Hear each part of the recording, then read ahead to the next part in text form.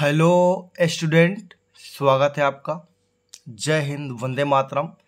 आज हम लोग बायोलॉजी के जो चैप्टर स्टार्ट हुआ था, चैप्टर नंबर मेंडल का, हम उसी में आगे बढ़ रहे हैं। चलिए आइए देखते हैं। तो आज का टॉपिक है मेंडलीय वंशागति। क्या बच्चों, आज का टॉपिक मेंडलीय वंशागति। ठीक है, मतलब कि मेंडल ने कैसे वंशागति के बारे में बताया और कैसे खोज किया, आइए देखते हैं।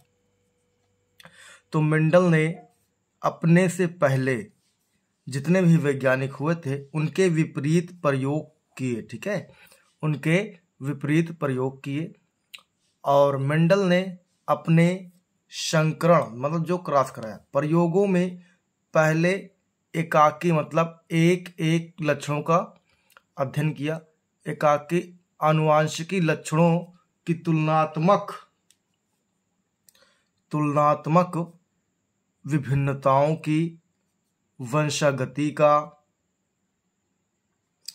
कई पीढ़ियों तक अध्ययन किया। ठीक है, मतलब बहुत सारी पीढ़ियों का अध्ययन किया, जैसे 10, 15, 20, 25 पीढ़ियों का अध्ययन किया।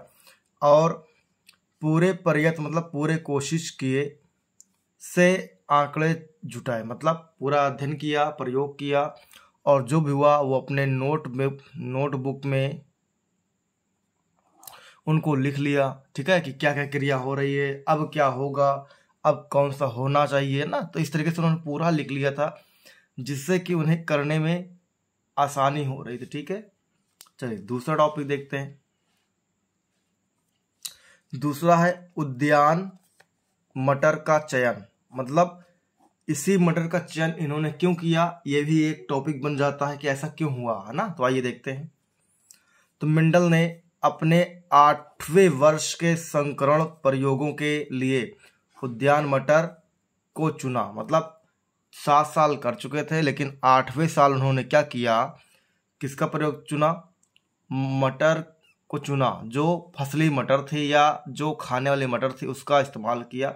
और इसका नाम क्या होता है बच्चों, तो पाइसम सटाइवम नाम होता है। और एक क्या ऐसा नाम है, तो इसका ये बायोलॉजिकल यानी वैज्ञानिक नाम है, पाइसम सटाइवम। ठीक है, और ये मटर के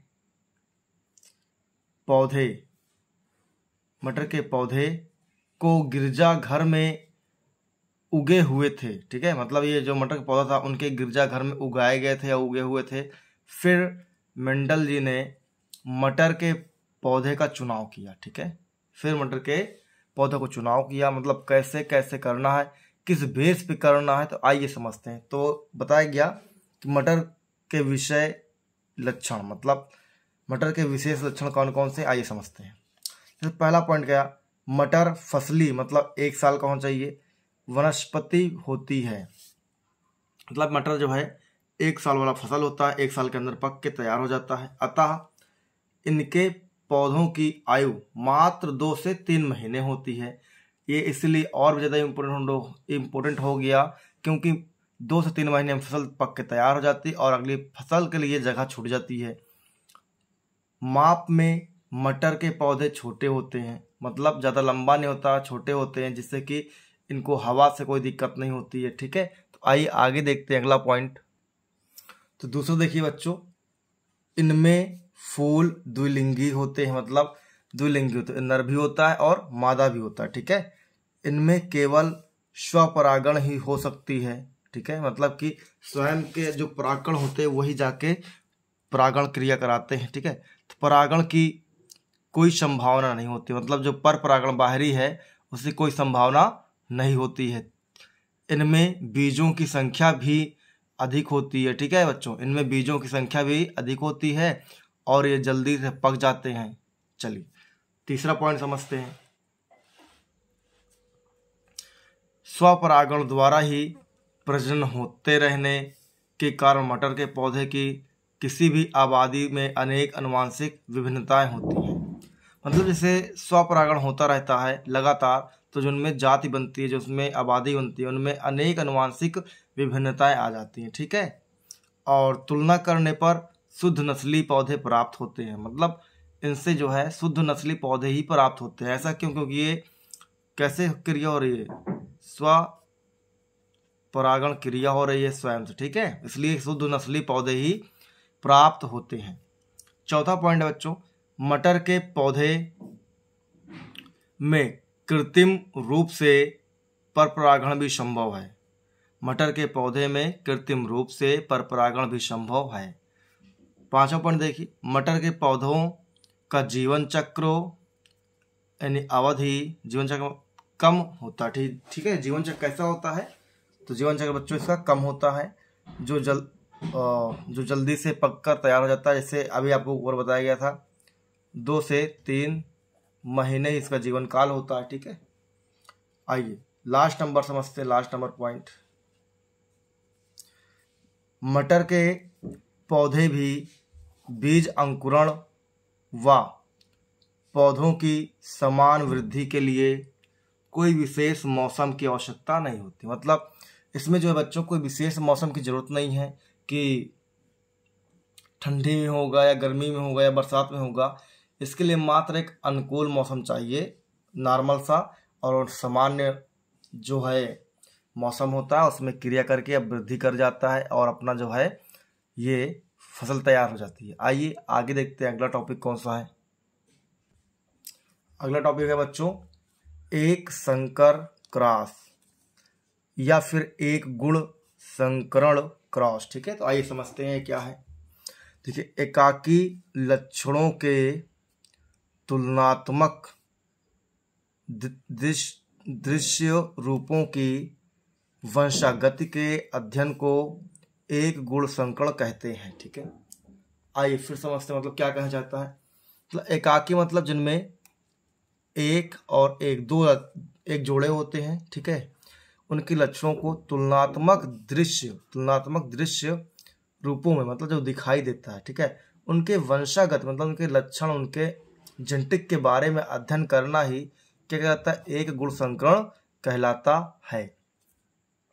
फिर आगे देखिए बच्चों, मेंडल ने जिन 2 पौधों के बीच प्रयोग किया था। ठीक है, मेंडल ने जिन 2 पौधों के बीच प्रयोग किया था उन्हें जनक पीढ़ी कहा जाता है। क्या बोलते हैं उन्हें? जनक पीढ़ी या जनक पीढ़ी के पौधे कहा जाता है। और इन्हें पी के संकेत अक्षरों से प्रयोग किया गया है। और उन पौधों से कोई नया पौधा जन्म लेता है तो इन्हें प्रथम संतति पीढ़ी कहा जाता है। और इसे F1 से व्यक्त किया जाता है। ठीक है, तो आइए देखते हैं। जैसे यहाँ कर दिया गया, एक ये लंबे पौधे कैपिटल टीटी हैं, छोटे पौधे स्मॉल टीटी हैं, और इन दोनों क्या बताया गया बच्चों, पेरेंट मटेरियल बताया गया है। ठीक है, और जब ये आपस में स्वपरागण करेंगे तो क्या आएगा, देखो एक टी होगा और एक स्मॉल टी, एक ये पौधा बन जाएगा, फिर एक कैपिटल टी, फिर एक स्मॉल टी, दूसरा पौधा बन जाएगा। ठीक है, फिर इससे कराएंगे, इससे तो हो गया, फिर इससे कराएंगे तो एक कैपिटल टी और एक कैपिटल टी। ठीक है, ये पूरा बनेगा। और प्रथम पीढ़ी में जो है सभी लंबे पौधे होते हैं। ठीक है, प्रथम पीढ़ी में बच्चों क्या होता है, सभी लंबे पौधे होते हैं।